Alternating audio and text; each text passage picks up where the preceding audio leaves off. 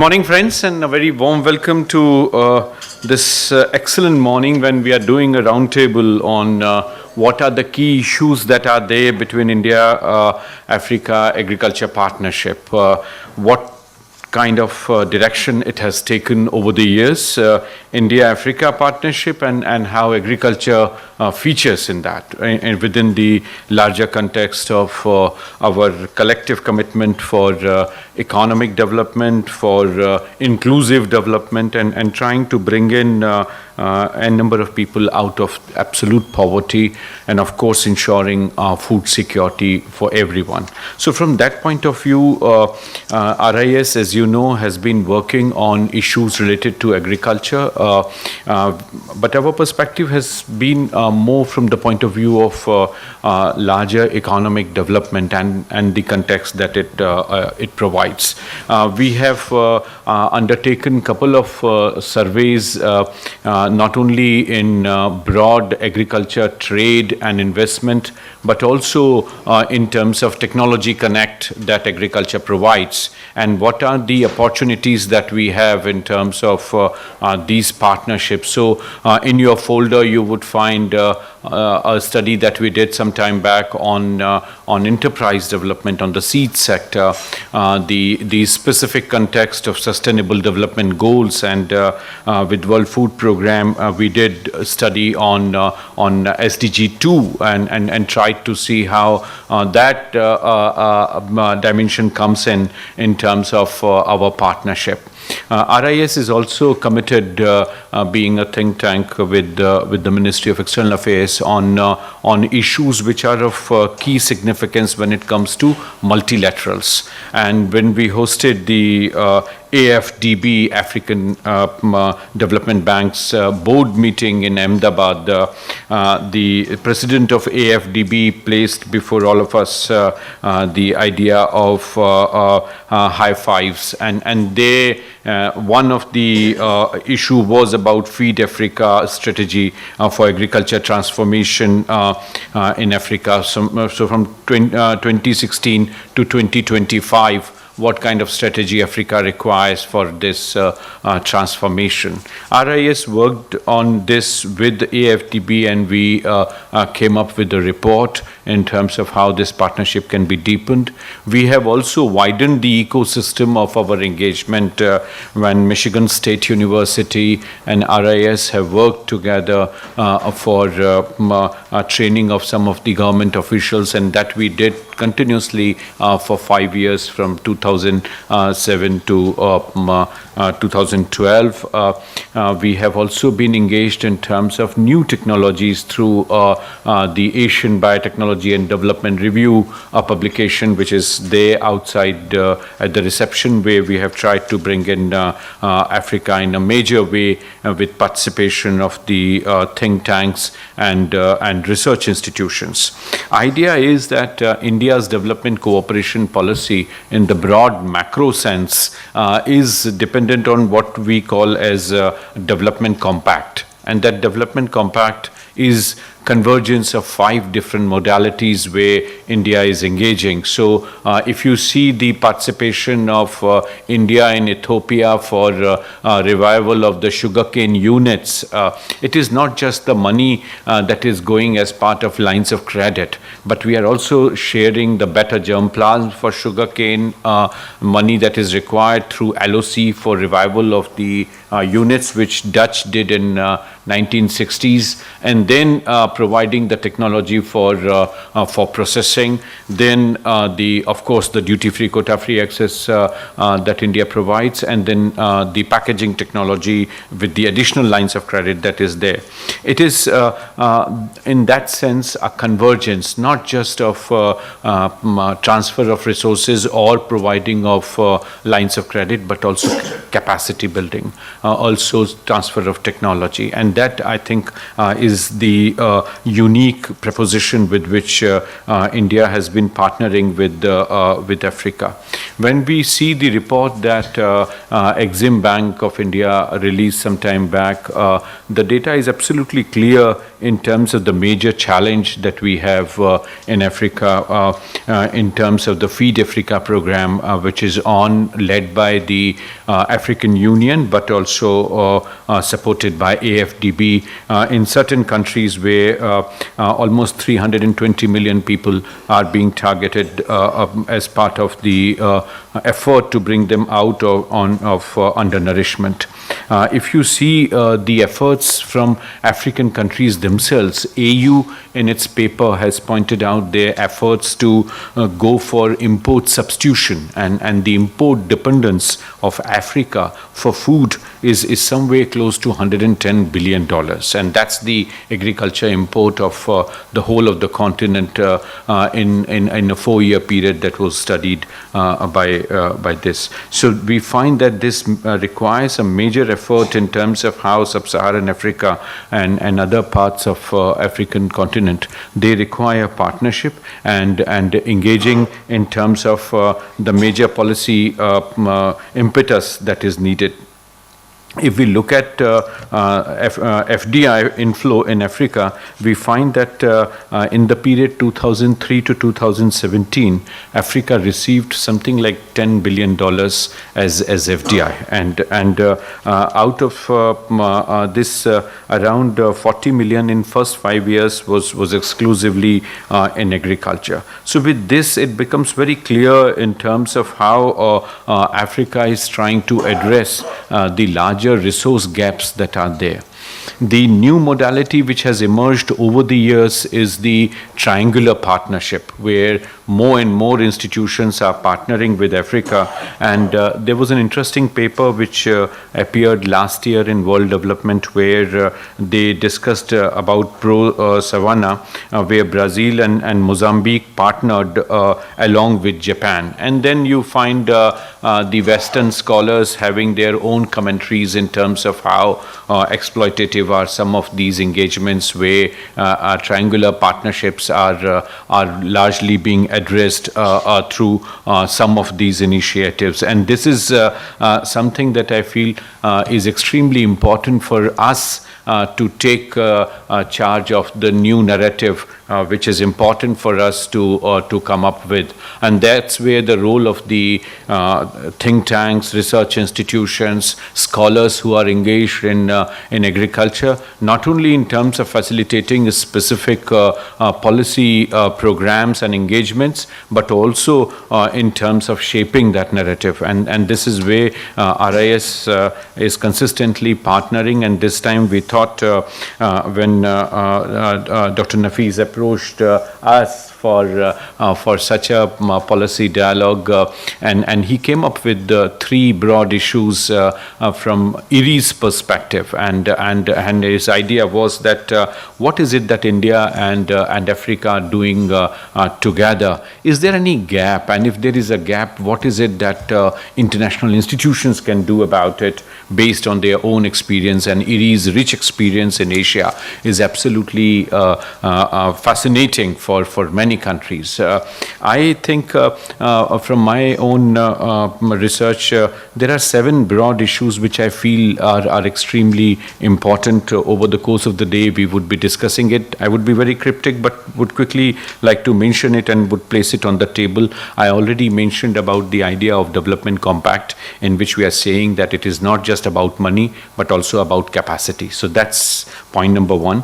Point number 2 is, when we talk about Africa, it's not just one country. There are 54 countries. So heterogeneity is extremely important to be aware of when we talk about Africa as a continent. So at the bilateral level, the best benchmark is what Prime Minister Modi unveiled when he talked about the 10 principles that should govern India's engagement with Africa. And he spelled out all the 10 principles during his last visit to Africa. So that at the bilateral level, I think is absolutely important. India's own foreign policy has gone through a change in which we find now growing emphasis on triangularity of development cooperation. So in the Indo-Pacific context, India-Japan partnership has assumed great importance. Those of us who heard the new External Affairs Minister yesterday are well aware of this resurgent India that the government is talking about in terms of this triangularity of partnership. So more and more such engagements with countries like France, with Germany, with UK, and of course with the US, we have long-standing partnership. So that's the second point I wanted to mention. Third is the cooperation with Africa going beyond G2G. So we find new actors coming and playing more important role. RIS has documented through what is called as FIDC, Forum for Indian Development Cooperation, where we have captured the role of the CSOs in bringing agriculture-related and other sector-related knowledge to Africa. Some of the private sectors are also playing an important role. ITC's CETA project funded by DFID is extremely important here. But overall, if you see the collective commitment for Agenda 2030 is extremely important. There are, of course, some fault lines and some lines what we need to be careful about. And when I was in Mozambique some time back, I did hear about the commitment we made about growing pulses, and then we withdraw. So that creates sort of bitter taste. So I think it is important for us to see how those engagements are still honored. The other is more related to reshaping the narrative, and this was related to a field work visit that I did in Ethiopia. There is an institute in UK called Auckland Institute, and this Auckland Institute came out with a study putting which Western media placed in bold headlines on several front pages in terms of India's efforts for land grab, and that I think is something which when I did the field work in Ethiopia, I gathered the fact that no one can buy land in Ethiopia, so question of land grab. And then I wrote out a detailed paper on this. So I think it is important for us to shape the narrative. My fifth point is about entrepreneurship development. When India, immediately after independence, World Bank funded in India what is called as the Seed Capacity Building Program. So 1954 to 1956, we had a very rich World Bank program which gave birth to N number of private seed companies, and some of them are our biggest actors now. And that phase was very important for entrepreneurship development in the seed sector. Later on, of course, we went into inward-looking policy regime, but after 1988, when we opened up the sector, things have unleashed, and now government is on more an enabling role than the actor itself. And this is what we, I think, require in case of Africa. My colleague Dr. Amit and couple of other partnerships that we have produced papers on a survey of Kenya, Ethiopia. Mozambique was also on our radar to see the seed sector, and the fact is there's a huge gap when it comes to entrepreneurship, and because of that gap we need to see how India's experience can be shared when it comes to entrepreneurship development. The sixth point that I have in mind is about research and innovation ecosystem. I think we would be discussing that with ICRISAT and a very rich agenda that we would have today throughout the different sessions. Regulatory regimes and opening of markets, particularly vis-a-vis sanitary and phytosanitary measures and technical barriers to trade, I think is important. The last point that I want to mention here, and I was just talking to Honorable Secretary, is in terms of India's external orientation, and this I had also mentioned when Dr. Pal hosted Professor Jha Memorial Lecture, where I had mentioned that the time has come now for India to expand the the contours of our engagement through agriculture counselors. And it is important that these counselors are our agriculture scientists who have worked in new programs that PM has introduced, particularly in terms of soil health, in terms of quality of products, and also in terms of processing. So several new initiatives India has unleashed, and I'm so grateful to Secretary Agriculture here, Mr. Agarwal. Some of us were in the meeting yesterday, what Commerce Minister hosted to chart out India's new territories for export and trade expansion. So I think it's a very packed day for us. I'm grateful to IRRI for partnering with RIS and exploring this opportunity with World Food Program. As I said, we have produced already a report which is on your table. I'm also grateful to Honorable Acting High Commissioner of South Africa and a great friend of RIS BAN for agreeing to join us and chair the morning session. Without further ado, I would like to now invite my colleague, Dr. Nafees, for his welcome remarks. Thank you.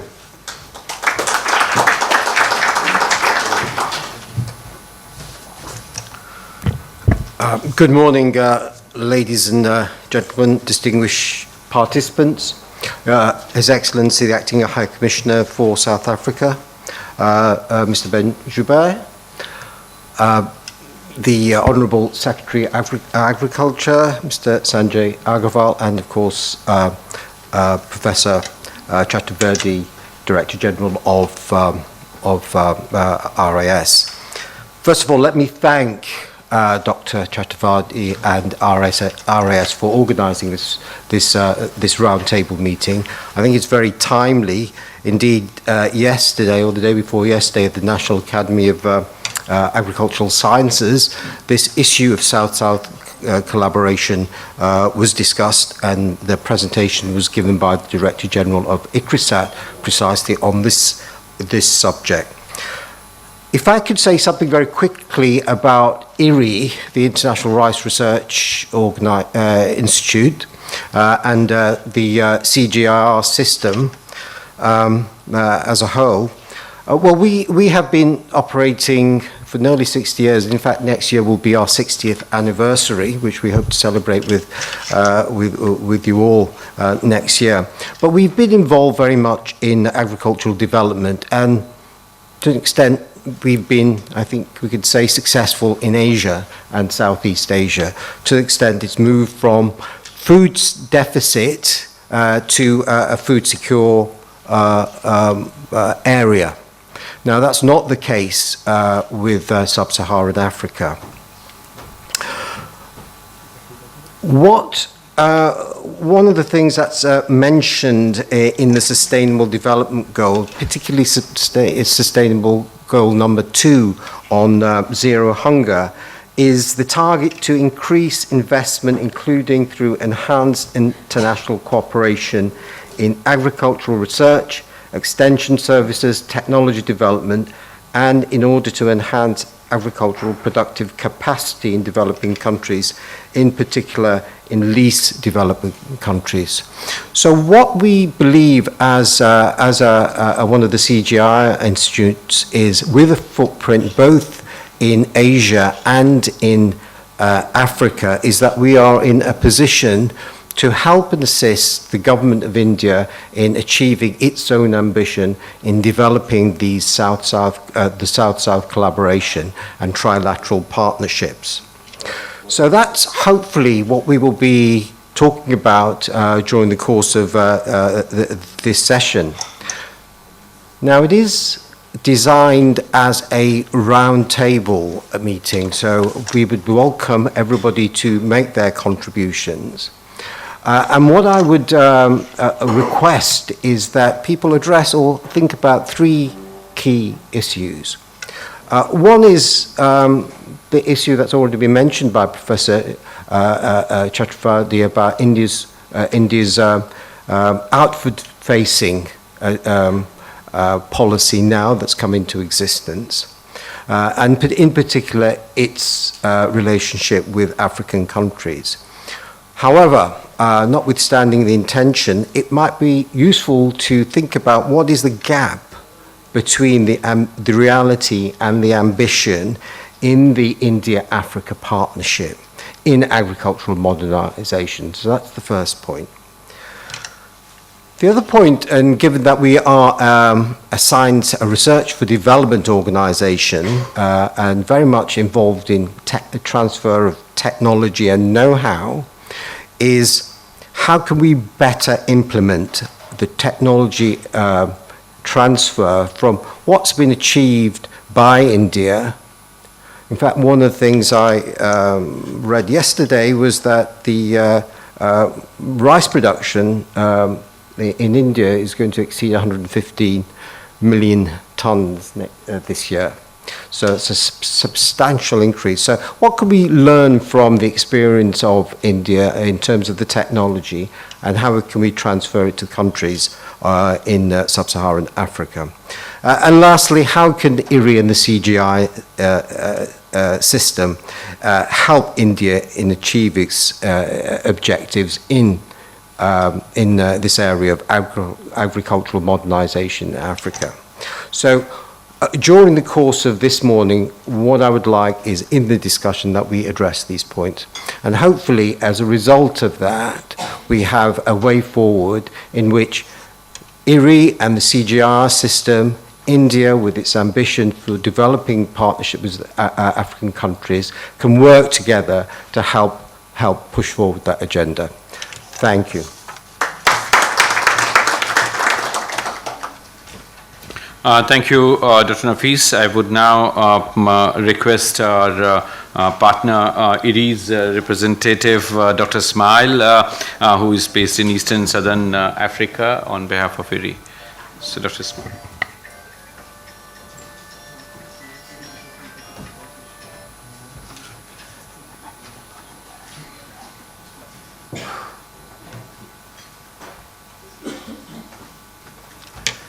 Good morning. Indeed, great pleasure to be here. And I really thank Professor Chaturvedi for organizing this session. I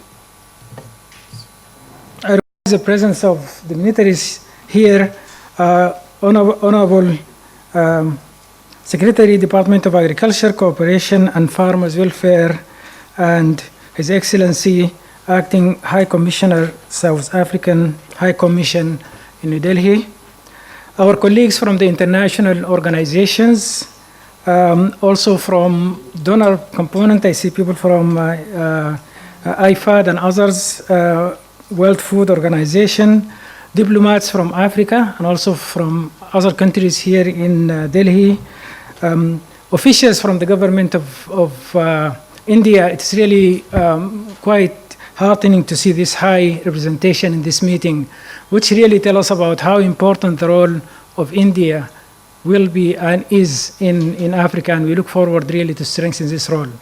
As Nafees mentioned, our main objective from this meeting is really to understand better what are really the investments and help that India is providing to Africa, and also how can we really get into that loop and help.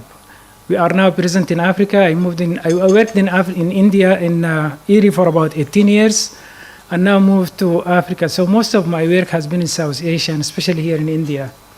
So now I moved to Africa, and we really want to translate the knowledge and progress that's happening in Africa, in Asia, to Africa, because Africa is really quite in their need for help right now. Food and nutrition security are really major problems, despite lots of resources that are available. So if you look at this figure, you probably understand quite well why we went to Africa. Rice becoming more and more important. As you can see, the gap between supply and demand is increasing. And that is mainly because population in Africa is growing at a rate of about 4%, which is quite high compared to other countries. And also there is a shift in consumer preferences in Africa. In the past, people used to eat cassava and sorghum and millet and maize as the main crop. Now they are looking into fine grains because the economy improved. Most people moved to urban areas. And this is creating also a problem because there is an exodus of youth from agricultural areas, rural areas to cities. And I just look at some data in Nigeria, for example, there is more than 2 million youth moving into cities every year. This is huge, besides the migration to outside of the continent, which is also creating some problems right now. So we want to see how we revert this situation. There is also a steady increase in per capita consumption in all African countries right now, which is really amazing, as you can see from this graph. So there is really a need for us to build rice and rice-based system in Africa and also work with other organizations to improve the food production and also particularly nutrition. So the situation of rice now, the demand is increasing at a rate of about 6% across the sub-Saharan Africa. In some countries, the rate is quite high, like in Kenya and Ethiopia, the rate now is about 12 to 13% increase per year, which is really huge. And both countries do not have enough resources to do that. The local rice production is low, still about 60% of the total needs. Some countries are high, some countries are very low. And this is costing the continent a lot of money, about $5 to $6 billion every year. This money is needed for education, is needed for health, is needed for infrastructure and other uses, where Africa can feed itself. It can really bridge this gap. Last year, the import is about 16 million tons of rice, costing about over $6 billion. So it is actually increasing every year. The problem in Africa is the production is very low. The average production across all sub-Saharan Africa is about 1.4 tons per hectare. It's extremely low when you look at the average production in Asia and also the global average. And this can be increased because there is sufficient land and there is sufficient resources there, water is there. There is possibilities for both vertical expansion in yield as well as land, because in Africa, most of the countries have used very little amount of their arable land. This is probably the only place in the world now where there is plenty of land can be exploited. And actually, the future of Africa is not only for Africa. I see it as a ball for the global food nutrition, food security, and also nutrition. Because if you look at Asia, most of the land is already exhausted, so there is no way for expansion, but there is a big room in Africa. If you look at any of the countries like Tanzania, Mozambique, for example, one of them could probably produce enough rice and food to cover all the needs of sub-Saharan Africa. So there is a lot of opportunity there. Some of the immediate needs, we need to change agriculture there. We need resilient varieties. We need good agronomy. The production in Africa is still quite traditional. Farmers are still using handheld tools. All this has to change. And that is why they are not capable of expanding. I remember one time I asked one of the governors in North Tanzania about the household in his area. He said the household is how much the farmer can grow. See? So there is no limit. The other thing is the capacity strengthening is quite important. The human resources are very limited. Most countries, they have only one breeder, and most of the time that breeder is working on all crops. So we need really to build the capacity there, and infrastructure is non-existing in most places. There is no research. They are not even able to produce breeder seeds. They have to depend on grants from outside to do that.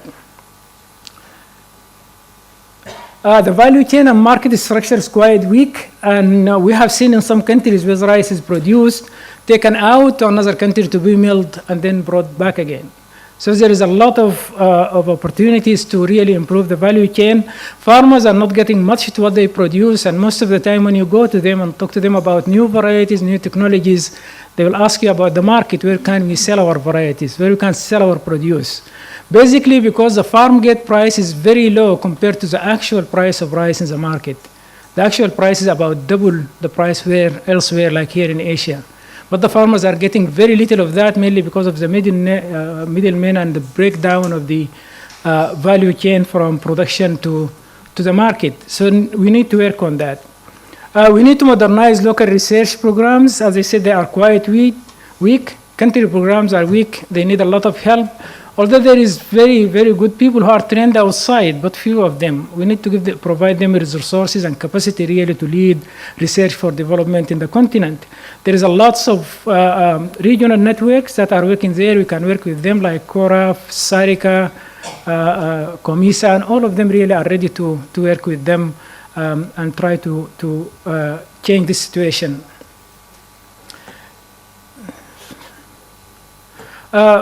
Policy reforms, this is one major thing that Africa could benefit from India.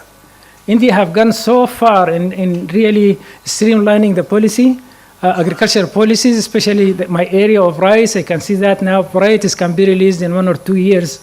In Africa, it still takes quite some time for a variety to be released. There is no good guidelines for variety release policies for seed production, for involvement of private sector and so on. We need to bring digital agriculture. There's some remote areas that are not accessible, and we can make sure that all the knowledge that come out could be transferred to everywhere across sub-Saharan Africa. We need a stronger presence of private sector, and India could really lead into that. We need them for seed production and delivery. There is no way the public sector can do that. They can probably release varieties and produce breeder seeds, but they need somebody to take it out. And the countries recognize that already. All of them have a very strong support for private sector involvement.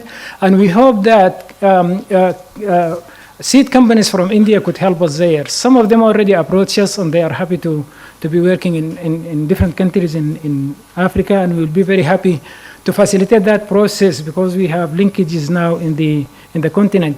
Farm equipment and services, we need to change what the farmers are doing from traditional system into mechanized system. Just having a simple handheld tractor will really change how they do things in a whole village, whole community. So we really need to help them with that. These are quite cheap now, relatively cheap, but they need the equipment there. They need to be trained for services, and also the delivery pathway there is quite weak.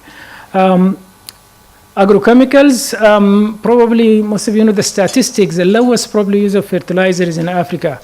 Across the sub-Saharan Africa, the average use of nitrogen, for example, or urea is between 10 to 20 kilograms per hectare. Just compare that to what is here, and the lands there are quite exhausted. Use of pesticides and herbicides is almost near to none. So there is a lot of need of private sector really to move into Africa and try to help us provide these needs and also training and services.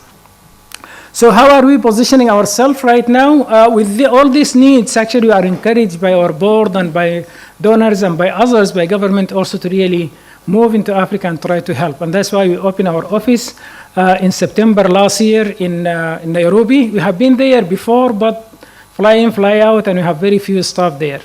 And as you can see, we really involved very large number of diplomats, UN space, donors, CG centers, all of them were there. So we have a very strong network there in Africa really to lead this process together with our colleagues from ICRISAT, from Africa Rice. Actually, we are coming now very close to an alliance with Africa Rice where we are developing a single program for the whole continent. As you can see here, even the commissioner from India was there. We are in very good contact with the high commissions in all countries in Asia, especially in Africa, especially in Nairobi and also in Tanzania. They are very welcoming and ready really to help us, especially with the scholarship program that's available at their hands. So we are looking forward really to strengthen this relationship. We are also working on strengthening the agricultural research and delivery strategies for countries, so we are very much involved with them. Most countries now are asking us actually to be part of the process, and this is one meeting organized last year by the Principal Secretary of Agriculture, Professor Boga in Kenya, mainly to get all the international centers and also donors and other organizations, development agencies to help formulate a better rice strategy for the whole country.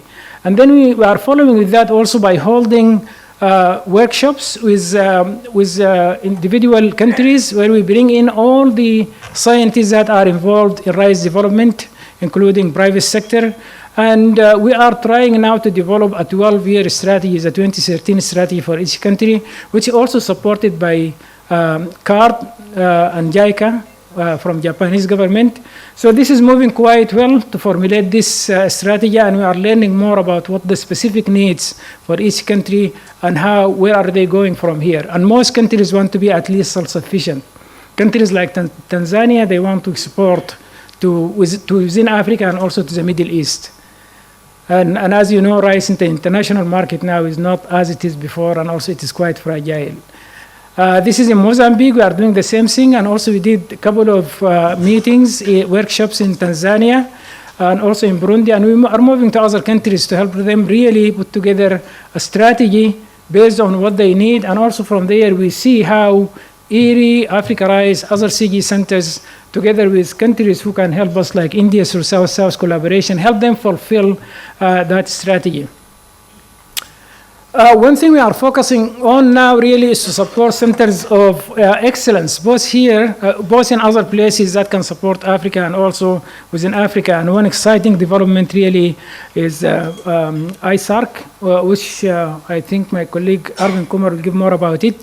As you know, this center is established here in Varanasi, and the South Asia and Africa Center of Excellence.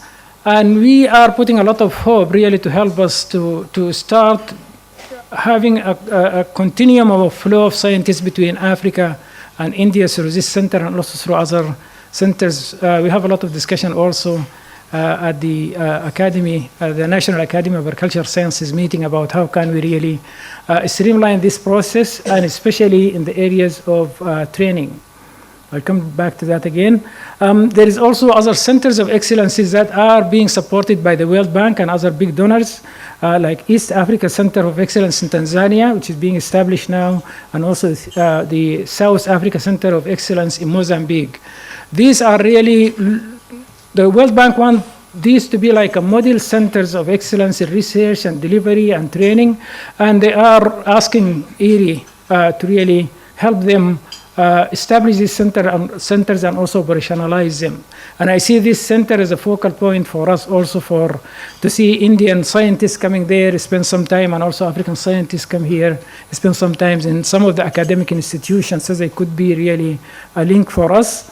And it will be like a lighthouse for rice and rice-based system development in Africa.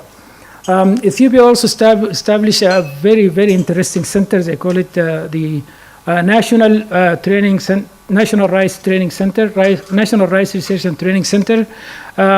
It is a $7 million investment. So they are very serious of this. They are putting more than 10 million hectares. I think they want to develop it for rice. So it is very ambitious.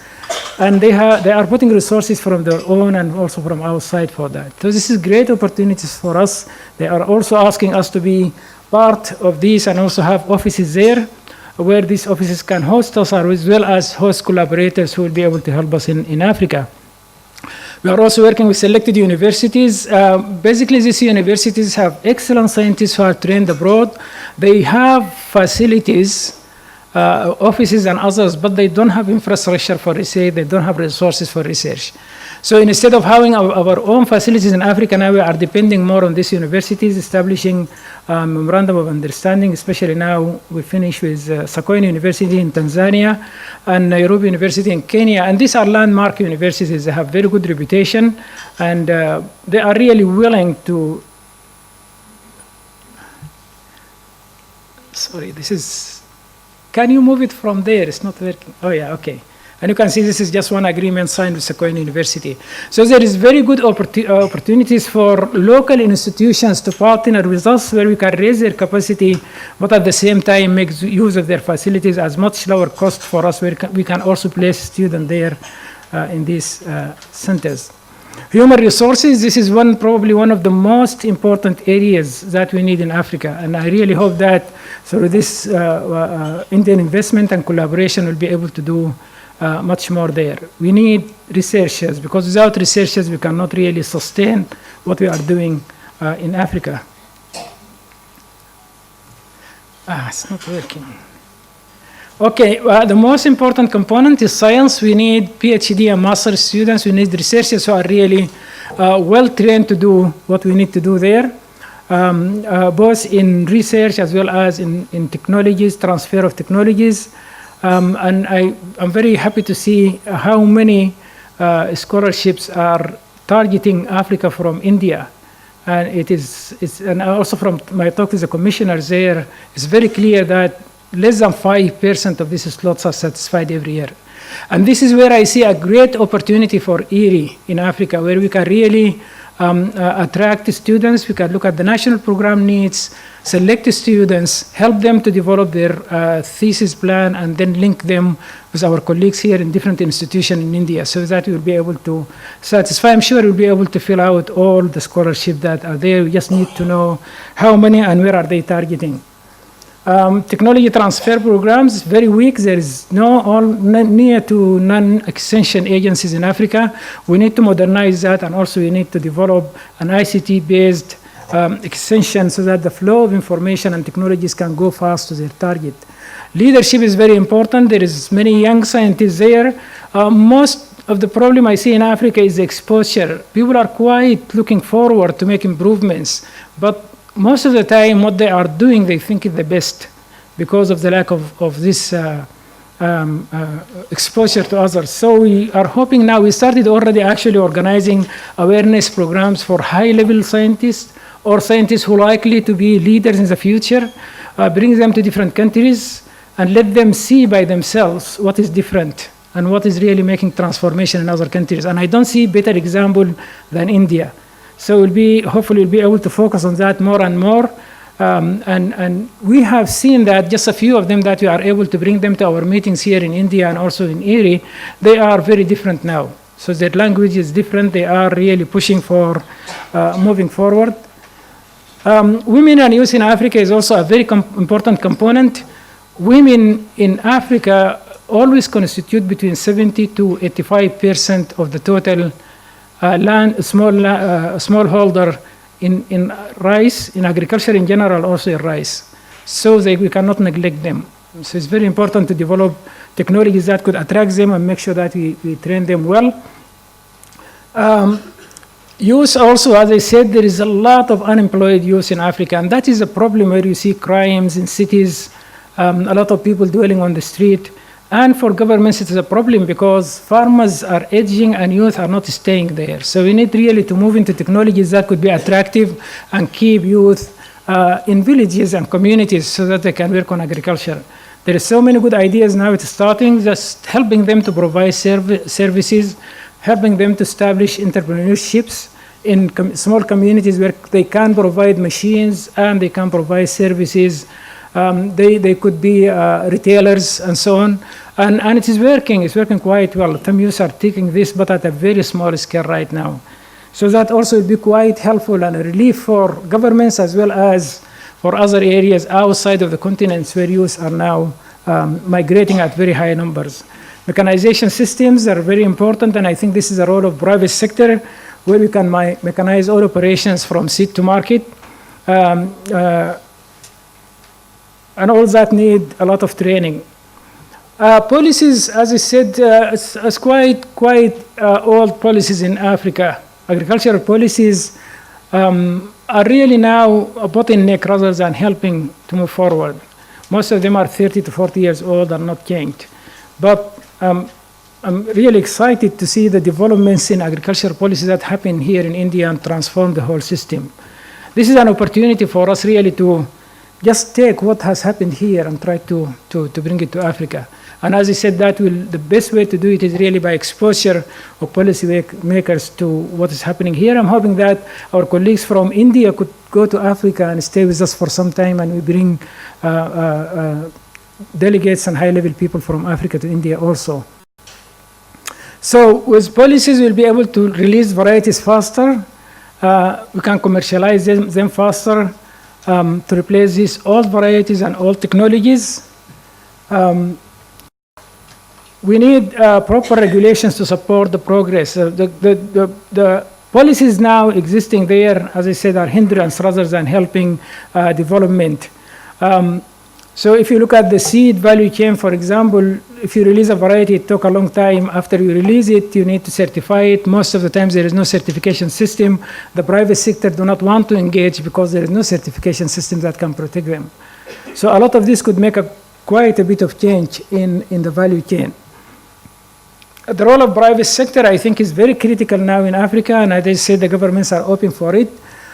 We need faster technology transfer. We need to work on that, either through ICT or through training. And the most important thing, that the experience of India in leading the initiative of Seeds Without Border will be very critical to Africa. Because we can't wait for each country to try and test a variety or a management and release it at their own pace. Once a variety released anywhere, it needs to move across the continent. And that is where I see also these policies will be quite useful, and I want to share with some of you who haven't seen this, what is this initiative about, Seeds Without Borders. India played a critical role in this initiative. So it mainly allows seed sharing between countries and also across regions. It helped to expand the genetic diversity and varietal improvement. And also it is helping us to reach farmers as quickly as possible with modern varieties, and I will tell you why is that. And also it is ensuring regional food security against calamities and the adversities of climate change. And this is very common in Africa. You probably recall the recent series of typhoons that happened in Mozambique. We are not able to help them with more than about 3 tons of seeds to bring them there from our own resources. It's not existing anywhere else. Here in Asia now, problem like this, you see people moving very quickly and provide all the support needed for areas affected by these calamities. So agreements like this will help us move seeds quickly between countries. Now still countries are accusing each other, and border movement is very restricted. But the interesting thing is they are interested in these agreements. So as you can see, the Honorable Secretary of Agriculture, actually, Mr. Bahaguna, is the one who really started this process between India and Bangladesh, where we signed the first agreement, and then he led the discussion again to be signed in Kathmandu in 2014, and later on in 2017, Dr. Bataniak helped us to bring it to Southeast Asia. So we have an agreement signed in Siam Reap, where we have India, Bangladesh, Nepal, and then we have Sri Lanka, Cambodia, Myanmar, and Bhutan. All of them signed the agreement there, and now I see that Vietnam also is willing to join, and Laos. So this is very exciting to us, really, to have this. What the agreement says is if all countries recognize each other policies, certification systems, and data, and this is really important. Any variety released in any country can immediately be released in the other country, and this saves about 5 to 6 years. And then inclusion of other crops. Now we are moving away from rice to other crops, including fiber crops, sugarcane, and so on. The interesting thing is that there is some African countries we talked with, and they are interested in this. And this will be a leap for them, really. Like Kenya now really drafted their agreement already, and we are hoping that this will happen soon. We are hoping that we either bring them here or take our colleagues from here to Africa, where we can sign this agreement and bring some African countries to get exposed to this, which will really have a lot of benefits for African countries. So for an effective South-South collaboration, we need access. It really helps in access to modern scientific breakthroughs, production technologies, and so on, because this will move freely. Building capacity of local institutions. This is a lot needed in Africa, and also building resources and expertise. I think with the exchange of visits, exchange of knowledge, and also this training, we'll be able to build that, and also exchange of knowledge, technologies, and transfer, but particularly is quite slow in Africa. And then reforming agricultural policies and guidelines for faster progress and adoption. We don't need to do anything new rather than just transforming what is already happening here to Africa. What IRRI could do in Africa through all this process We could strengthen the connections with African high commissions and ambassadors in East and in Sub-Saharan Africa. We are already doing this, so that any kind of initiative coming from Africa through this diplomatic space will be able to immediately take note of it and help, see how can we make it happen. Identify suitable students for Indian scholarships. I know there is a large number of scholarships. Now we'll be able to do that with governments, because now we're really part of the governments there. We position ourselves not to look like a CG center, but rather part of the national program. So now we have a good ear to listen to us, and we'll be able to really bring this to fruition. Arrange awareness visits for key policymakers and managers. And this is very important, really. Even in Asia, we saw that quite effective when I was leading Strasa for the last 11 years. And when we started this policy change, policy visits and tours and discussions, it really makes things happen as much, much faster. And we hope that we'll see this happening in Africa also. And then facilitate linkages of India-Africa academic institutions, especially through the National Academy of Agricultural Sciences and other major institutions. This will be also quite important for developing the capacity of Africa, and then facilitate private sector engagement, provision of all equipment, services, supplies, and so on. This is exactly what is needed in Africa, and I know many of private companies in India are anxious to do that. So really, we are looking forward to all of this. This is just some of my viewpoints. I'm sure there is more. As I said, we really want to learn more about what India is planning for Africa. And we want to see how we position ourselves to make sure that this really lead to a real impact in Africa. Thank you so much.